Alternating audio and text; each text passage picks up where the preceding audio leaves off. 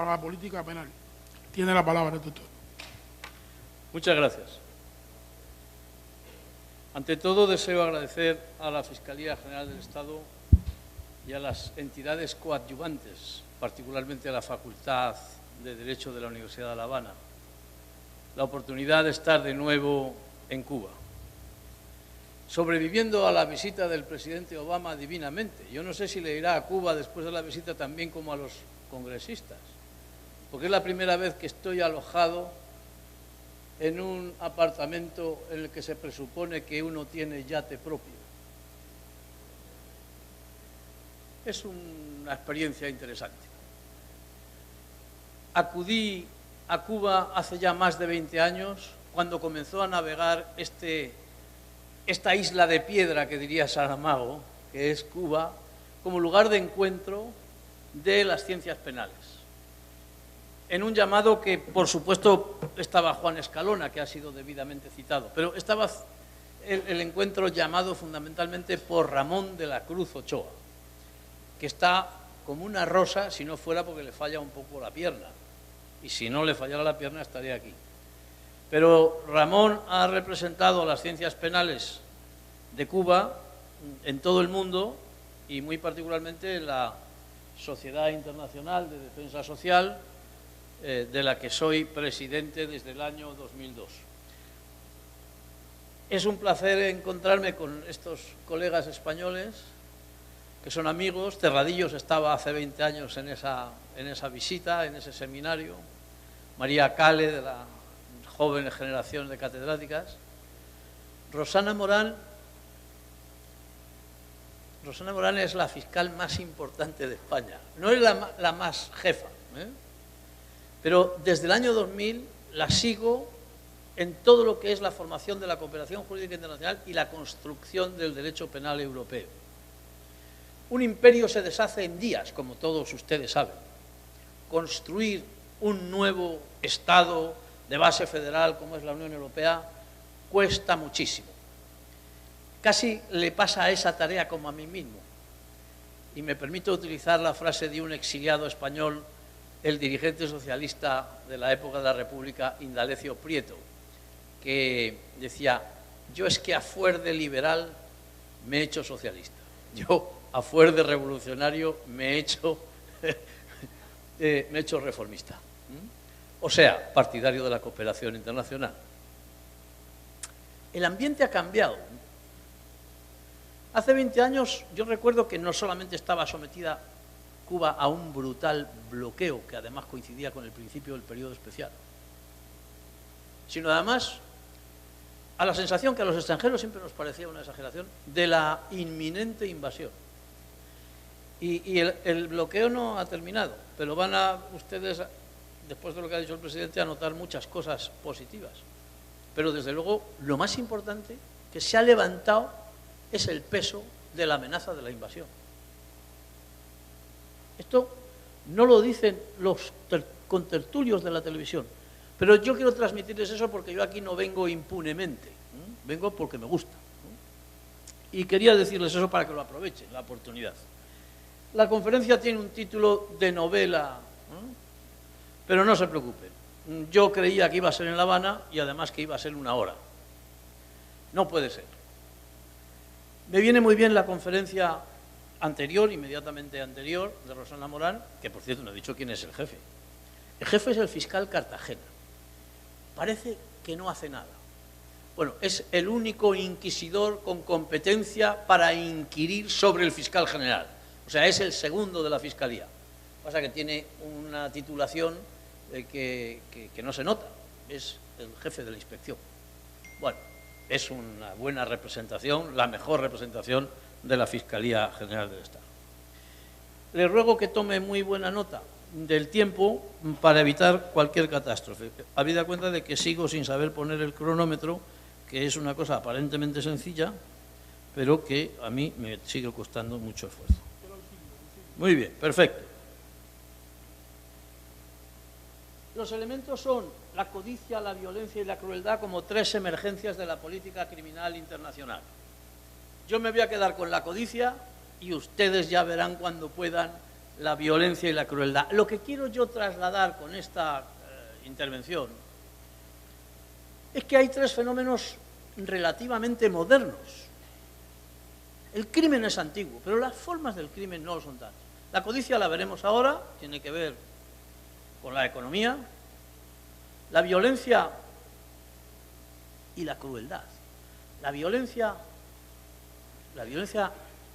se va reduciendo en la historia de la humanidad, según se van asentando las sociedades. Pero el último informe de Naciones Unidas sobre el homicidio, las tasas de homicidio por 100.000 habitantes más altas del mundo no están en países asiáticos o africanos que se pierden en la nomenclatura, no. Está en nuestros países hermanos de Centroamérica. Tasas descomunales. Y no basta para enfrentarse con ello decir que es culpa de los norteamericanos, que nos han mandado a los chicos jóvenes desempleados que eran originarios de esos países y que se han creado las maras. Eso no resuelve ningún problema, ese argumento.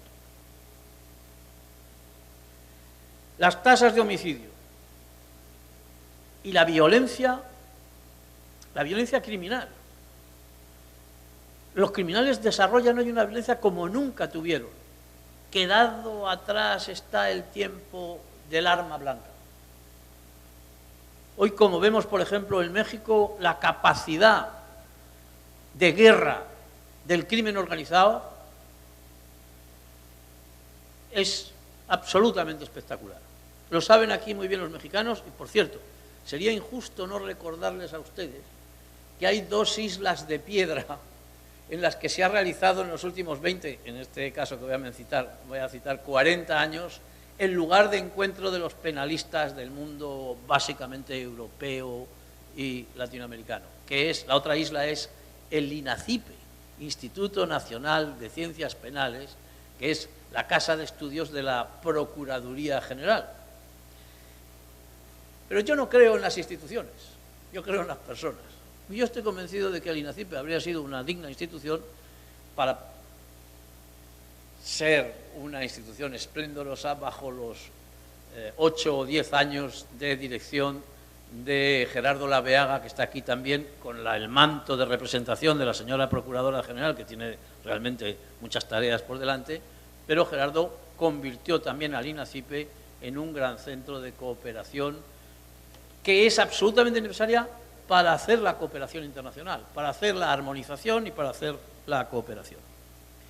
Y de la crueldad, esa violencia criminal es espectacular y también sigue siendo espectacular la violencia criminal del Estado. Se han citado las ejecuciones extrajudiciales.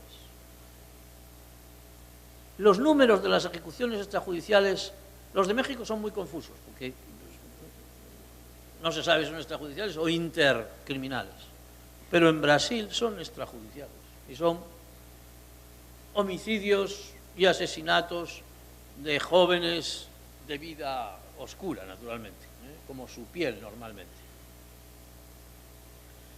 Esa violencia está también ahí. Está la violencia de las prisiones. En el año 70 inauguró el que luego fue Procurador General de México, Sergio García Ramírez, una prisión en México que él decidió que fuera abierta, la primera prisión abierta de América Latina. Viajaron los penalistas mexicanos y los penitenciaristas por todo el mundo explicando aquello que habíamos leído que se había hecho en los primeros años de la URSS, pero claro, también habían hecho lo del Gulag y aquello parece que hacía un frío espantoso. Y esa experiencia de las prisiones para privar solo de la libertad, no de otros derechos, fue un ejemplo entonces. Hoy en México seguramente es imposible reconocer aquella experiencia en ninguna prisión. Y el ministro de Justicia de Brasil, no el que acaba de cesar ahora, sino el anterior, hace 5 años dijo: prefiero morir que correr el riesgo, como sus compañeros de partido que empezaban a entrar en la cárcel por los casos de corrupción, prefiero morir que ir a cualquiera de mis prisiones. frase espectacular, que bastaría con darle el premio del penitenciarismo internacional. Esa es la violencia, y son violencias nuevas, no estaban antes. Y de la crueldad, hay crueldades nuevas también. Es con lo que terminaré, con la ayuda de estos técnicos tan estupendos que son capaces de hacernos saltar las diapositivas, incluso sin tener en operativo el mando. Esta es la sociedad internacional que presido, con algunos colaboradores tan extraordinarios como María Acale y Juan Terradillos, que se funda en la Europa inmediata de la Segunda Guerra Mundial, cuando, en expresión de Robert Badinter, la ceniza y las ascuas de los crematorios todavía estaban tibias. Unos penalistas se reunían en Nuremberg, aprovechando que se había creado para Nuremberg la primera máquina de traducción simultánea, que esto es una cosa muy curiosa de saber. Se hace por IBM para Nuremberg, para el juicio. Es la única forma de que se entiendan los americanos, los franceses, los rusos y todos los demás. Y en esa Europa unos crean o quieren crear la Corte Penal Internacional, y otros que están en Génova se enfrentan con una situación que, en lo que a movimiento de desplazados y refugiados, tiene colores parecidos a los que estamos viendo en la Europa de hoy, ¿no? 60 millones de muertos es lo que lo diferencia. 6 millones de desplazados. Ni siquiera el ejército aliado era capaz de dar de comer a toda aquella gente. 200.000 jóvenes que vivían de la rapiña armada entre Roma y Milán, y otros tantos alrededor de Berlín, que además habían experimentado por sí mismos lo que es el levantamiento del tabú de matar. En Inglaterra, que no había estado en territorio del tabú de matar y su levantamiento, se duplicó la delincuencia violenta y concretamente se triplicó los delitos sexuales, de abusos sexuales. Para los fundadores, Marc Ancel, el conde Gramática, era evidente que la reacción contra aquella criminalidad, sobre todo de jóvenes, no podía estar en la idea pura de la justicia y la retribución, sino en la idea de la política social. Esto es la esencia. Lo otro es la AIDP, que es un operador jurídico, y por otro lado, la de la criminología. El año pasado se han cumplido 250 años de esta reunión en el Café de Milán, en el que se destiló en crítica al antiguo régimen el Tratado de los Delitos y las Penas de Beccaria. Debería seguir siendo de lectura obligatoria en las aulas de los jóvenes estudiantes. Lo mismo que también deberíamos aprovechar que el año pasado se ha cumplido los 25 años de la Convención de la Tortura, cuyo gran primer crítico fue el inspirador de este librito, que fue Verri, autor del librito sobre la tortura. Esta es la portada que Terradillos y yo, que somos de la misma generación, leímos, usamos y poseemos de la edición de La irrupción de la codicia. Está vinculada al fenómeno de la globalización. Yo no critico la globalización, lo mismo que no critico la ley de la gravedad. Lo que procuro es ponerme en un sitio distinto de donde cae la manzana. Y esa es la consecuencia fundamental, en mi opinión, que nos lleva a la reforma, a la cooperación internacional y a la armonización, en lo que cabe.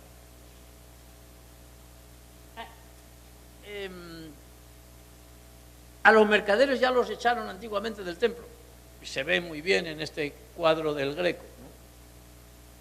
Pero vuelven siempre al templo, ¿no? Y hay que someterles a control. En esta obra, que sería calificada por los nazis como obra degenerada, está perfectamente retratado lo que son los actores de la codicia. Los actores de la codicia que tienen que ser siempre domados. lo fueron relativamente en el año 29, con la primera crisis internacional. Han pasado luego muchas otras crisis. Sobre todo hemos llegado a la del 2010, por poner un año, porque es del 2007 y todavía no nos hemos librado de ella. La crisis del 29 fue espectacular. Además, se producía en el marco de una competencia con el mundo socialista que surgía en aquellos momentos.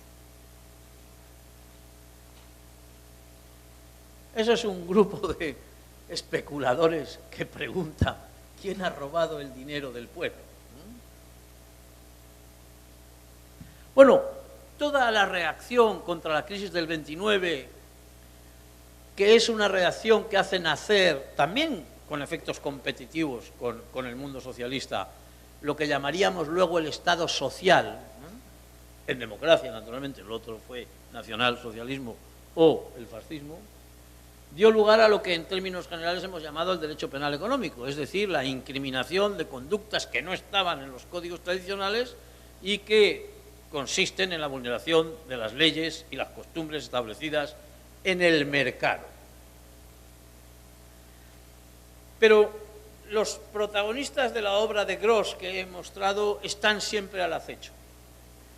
Y cuando se produce la caída del muro, desaparece la necesidad de competir.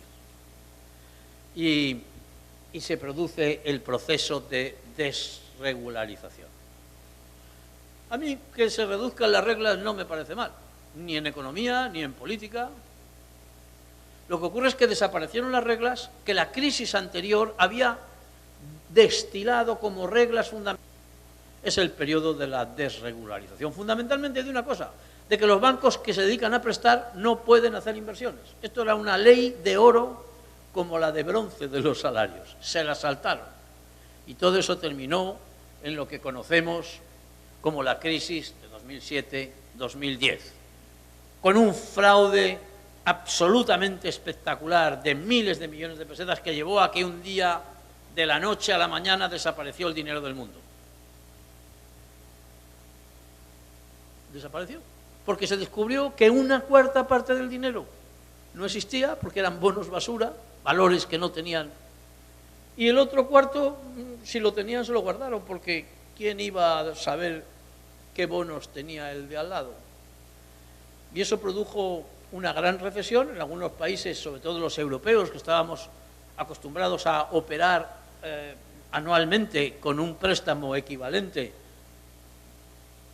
a la producción bruta de un año. Era un comportamiento imprudente. Ninguna familia debe comprometerse a pagar por su hipoteca más del 50% de sus ingresos anuales. Pues nosotros, todos, los franceses, los italianos, los griegos, no digamos, y solo para pagar esas 100 islas que tienen. Los usureros se desataron con la desregularización. Este es un magnífico cuadro florentino. Los usureros están en todas partes. No quiero que se me olvide unos usureros modernos que operan en el mercado internacional. Los usureros eran castigados antiguamente por el delito de usura. Y como el de la piratería, llegó un momento en que pensamos que ya no existiría la piratería ni la usura. Y resulta que, como ustedes saben, y en el Código Penal Español lo suprimimos. Ya, esto ya no se lleva, ya no hay. Y nos encontramos con la piratería cayendo siempre sobre cooperación internacional, que había un barco, que le habían secuestrado a los piratas, que las habían detenido y que no sabíamos dónde había que ponerlos a los piratas. Y los piratas somalíes eran tan pobres y miserables que lloraban porque no les sacaran de las cárceles donde les habían metido en Holanda. O piratas. Y los usureros, pues les hemos tenido, espero que no la comprometa esto a la fiscal argentina, pero lo que se llaman los fondos buitre, sobre todo los los buitres de vuelo, eso tiene que estar prohibido. Eso es usura. En el mundo islámico les habían cortado las dos manos. Y no puede ser que un país acoja una jurisdicción que se considera competente para considerar a todos los que han transado con los deudores idiotas y quedarse ellos con todo el dinero. Eso es algo que la comunidad internacional tiene que excluir en este proceso al que estoy aludiendo, que es el del gobierno económico del mundo, que no tiene por qué ser una economía planificada, sino tan solo el establecimiento de unas reglas que no se puedan saltar nadie, sobre todo cuando no tiene sentido y solamente produce sufrimiento a los pueblos.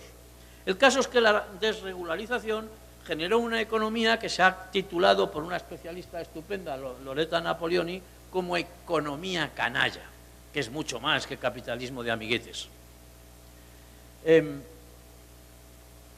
Y se ha podido elaborar el concepto de la crisis financiera como una crisis criminal. Y tenemos un mundo complejo que cuando en un momento determinado, hace 5 años, tuvimos que ponerle título a un seminario sobre armonización internacional y cooperación internacional, pues vimos que el mundo actual era un mundo en el que los protagonistas eran piratas, mercenarios, soldados, jueces y policías. Y así es. Y entonces todavía no sabíamos que al final los mercenarios iban a terminar siendo castigados, porque al final la justicia, queridos amigos, es inexorable. Se la saltan muchos y muchas veces, pero no descansaréis tranquilos cuando la justicia os persiga, porque, os lo digo yo, inexorables. Ni siquiera le valió a Blackwater la declaración por el gobernador norteamericano de Irak de la impunidad. Han sido condenados a penas de cárcel y tienen que ser revestidos ahora con otras formas empresariales. Esa crisis que digo hemos podido categorizar como una crisis, la de Wall Street, criminal, ¿en qué se muestra? Pues esto es un recorte de periódico con las multas acumuladas en el año 12, o sea que estamos al 16, por comportamientos fraudulentos de los grandes bancos, de la economía financiera. Miren ustedes, yo ni siquiera calculo en euros, yo calculo todavía en pesetas, que es como calcular en pesos a los efectos de los... Y me mareo cuando veo 43.000 millones, que los norteamericanos dicen trillones. El Bank of America, los otros. Estos son solo las de los fraudes de Wall Street, porque las del lavado de dinero no están aquí todavía. A lo mejor me sale todavía el cuadro. Estos son los protagonistas. Claro, hay gente que no es revolucionaria, pero no es reformista. Y dice, pero ¿cómo va a ser delito la maquinación para alterar el precio de las cosas? Que es como se llama el delito en el Código Penal español y en el peruano, creo que en ningún otro más. Si precisamente eso es el mercado. El mercado no es eso. No es el templo, pero no puede ser eso. Y sobre todo depende de nosotros, que no lo sea. Y cuando estuvo un brasileño extraordinario, fiscal de Río de Janeiro, que tenía al fin y al cabo la modesta tarea, señor fiscal, de perseguir 14.000 asesinatos al año, ¿no? João Marcelo de Araújo Jr. Y dio una conferencia en España y dijo, en España, como en Brasil, no hay ningún white collar criminal en la cárcel. Y dije yo, perdón, hay uno. Había uno. Esto debía ser el año 90. Naturalmente, no era un español de toda la vida, era un chino al que le habían metido en la cárcel por fraude fiscal.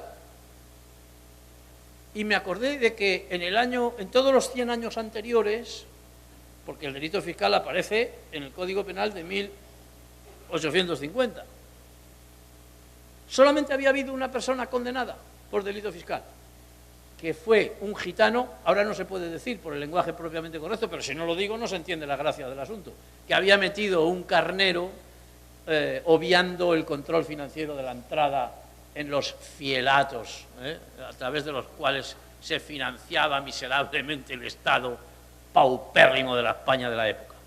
Pero hoy no, hoy tenemos en España más de 100 personas calificables como financieros y white collar criminals en la cárcel.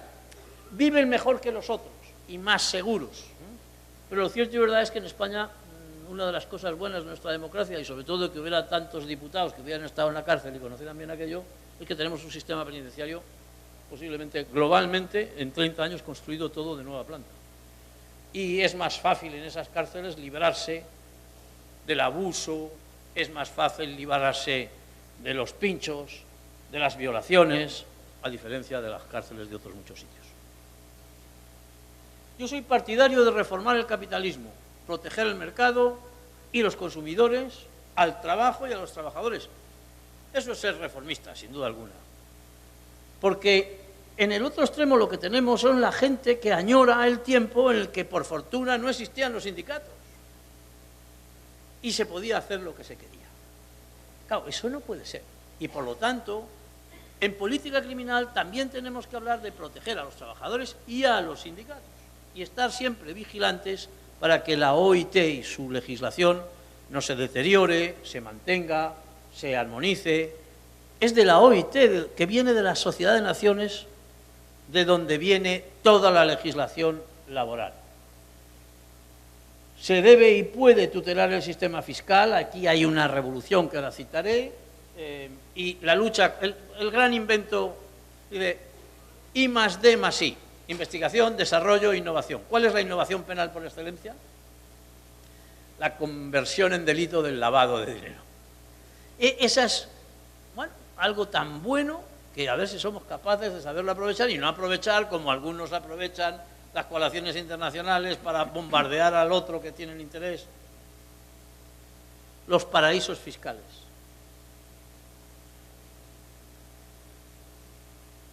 Hay que ser reformista pero revolucionario.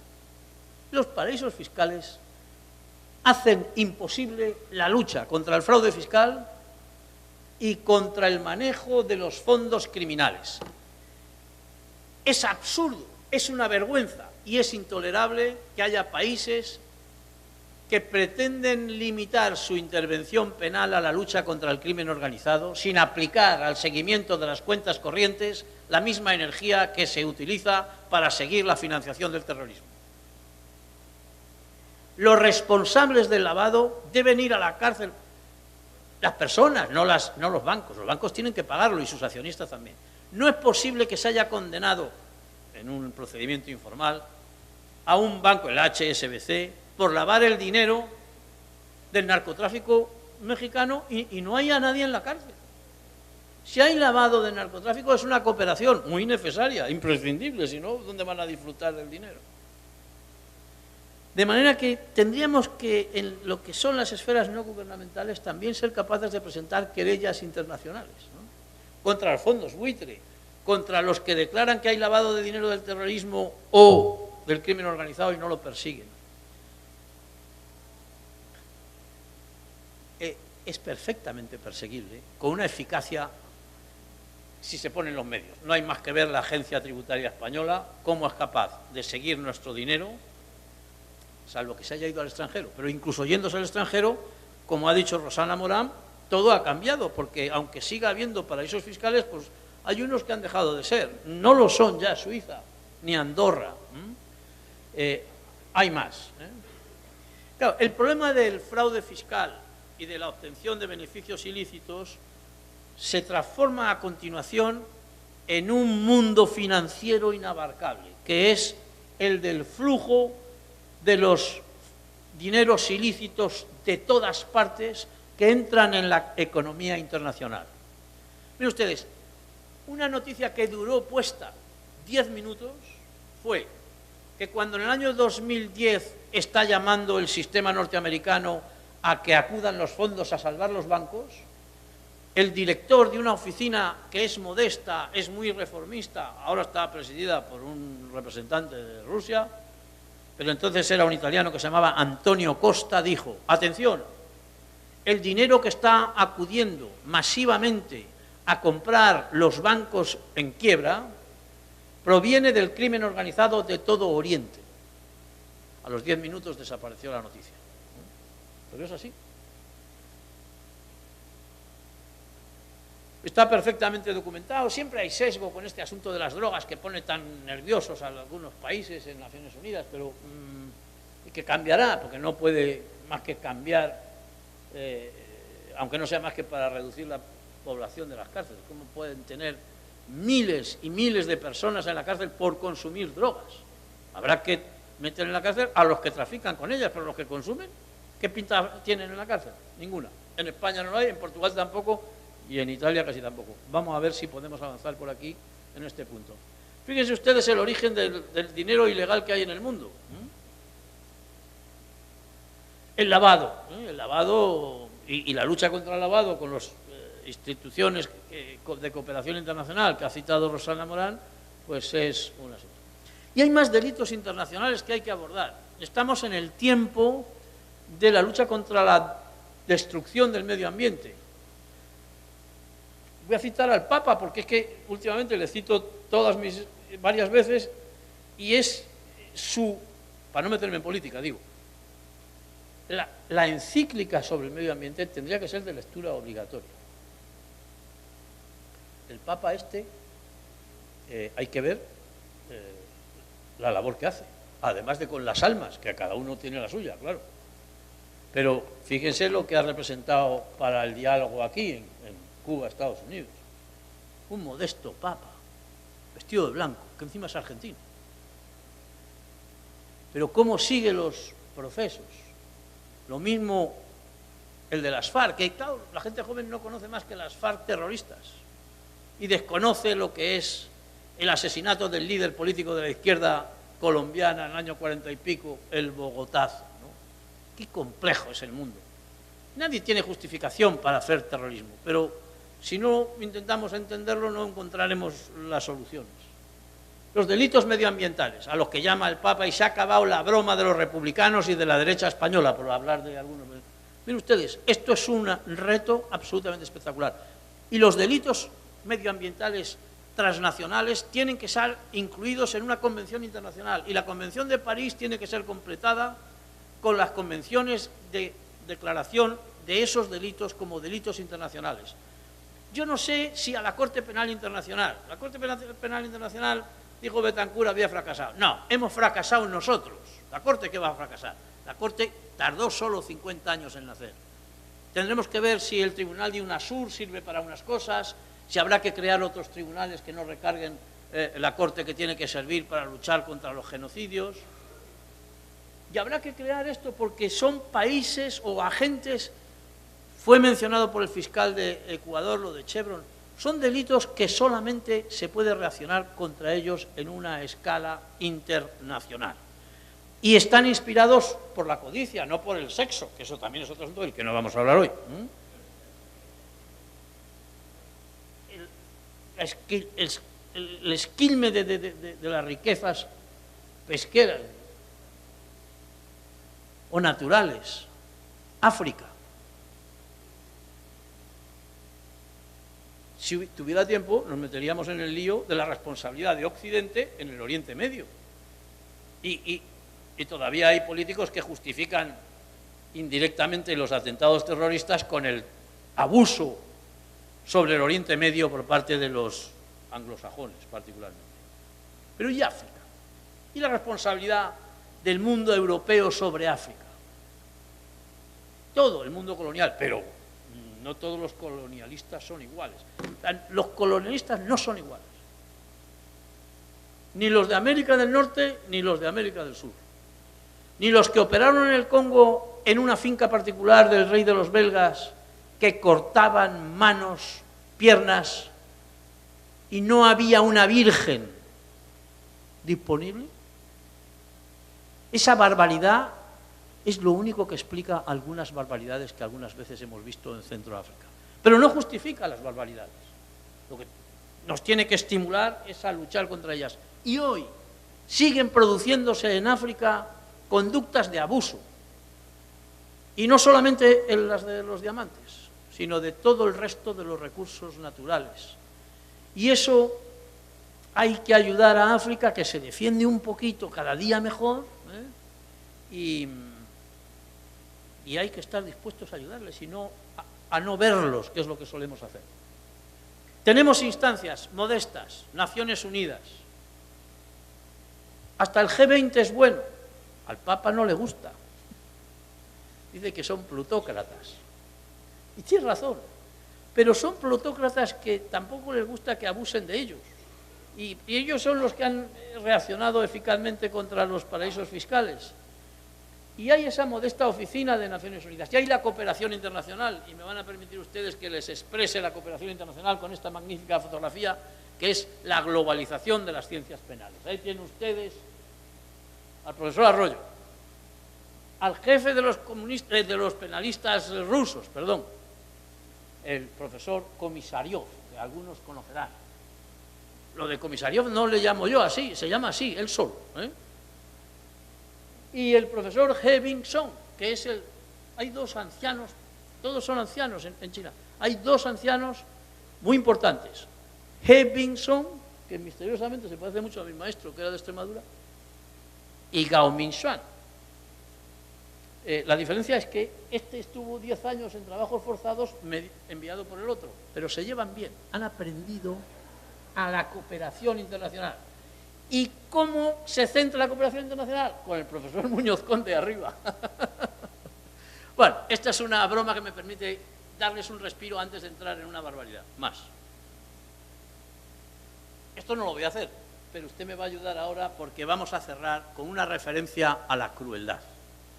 Un asunto que, como me dijo el director de criminología del Instituto Masplan cuando yo le planteé la necesidad de estudiar el tema de la pena de muerte desde el punto de vista de la crueldad, me dijo, mira, sobre todo a partir de lo de Yugoslavia hemos avanzado mucho en una teorización general de la violencia humana, pero estamos muy lejos de haber comenzado una teoría general de la crueldad humana.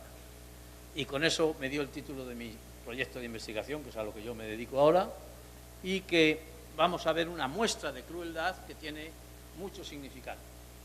Sí.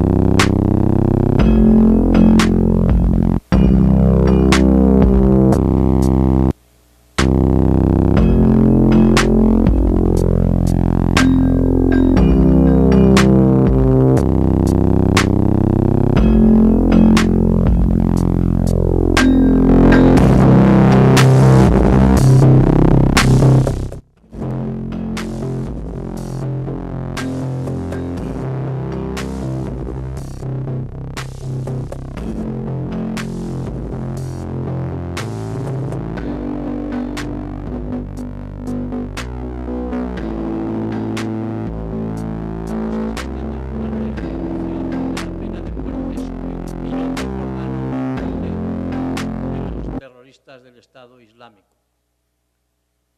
Se le prende fuego se le echa gasolina, se le prende fuego, se le hace morir y se le graba con perfecto estándar profesional a 4 cámaras para que lo veamos todos. Y dicen los chicos, ¡qué bestias! Y yo les digo, la historia de la crueldad no comienza con el terrorismo islámico. Entendemos mucho, y los españoles muy particularmente, que tuvimos una fe ciega en el efecto purificador del fuego. Me falta por averiguar dónde estaba el quemadero, que sé dónde está en México, pero no sé dónde está en La Habana o en Santiago de Cuba, porque la Inquisición creyó firmemente en el fuego y en la pena de muerte cruel y inhumanísima. Pero y esto es lo que tenemos. No se puede liquidar con que es muy responsable Occidente. Esto no tiene proporción con el maltrato de Occidente a nadie. Y sobre todo no tiene sentido responder con esa referencia ante un fenómeno en el que la sensación de la sociedad europea ante los crímenes del ISIS, aunque las víctimas del ISIS y de la violencia de los islamistas supera los 100.000 y los 150.000 en el mismo mundo musulmán entre ellos, ¿no?, emulando nuestras guerras de religión que duraron más de 50 años en Europa, aunque todo eso no es justificación alguna, y la sensación de la sociedad europea es que inmediatamente puede saltar una bomba y acabar con la vida de todos. Es como el temor a la invasión permanente. Y eso tiene que combatirse. Y no da tiempo a arreglar las cuentas con el pasado. O sea que este asunto de la lucha contra la crueldad y con las gentes que son capaces de ejecutar penas de muerte con esa frialdad, pues tiene que ser eficaz y rápido y basado en la cooperación internacional. Y si se pueden resolver las cuestiones del pasado reflexionando sobre ellas, mejor. Pero si no, nos queda eso. ¿Y qué lección podemos dar nosotros, los que estamos aquí, a esos fundamentalistas? No me voy a desarrollar en el argumento, pero le voy a decir a lo que me refiero en mi conferencia larga. Aboliendo la manifestación más grave y radical de la crueldad por parte de las instituciones públicas, aboliendo la pena de muerte. Ya sé que la pena de muerte se puede con el garrote ejecutar limpiamente, aunque sabemos también que no. Desde luego, no estoy seguro de que fuera tan limpio la muerte ejecutada con el garrote de la ciudad de Cárdenas, en la que se ejecutó al gran general independentista, el que puso la estrella en la bandera de Cuba, ¿no? No lo hay. Y vemos en Estados Unidos cómo se debate el país discutiendo entre ellos sobre si abolir la pena de muerte, si ejecutar con la inyección letal. ¿Qué ocurre? Pues termino citando al Papa cuando nos habló a los presidentes y secretarios generales de todas las sociedades científicas. La tortura, la prisión permanente a vida y la pena de muerte son las pasiones de la crueldad de los seres humanos.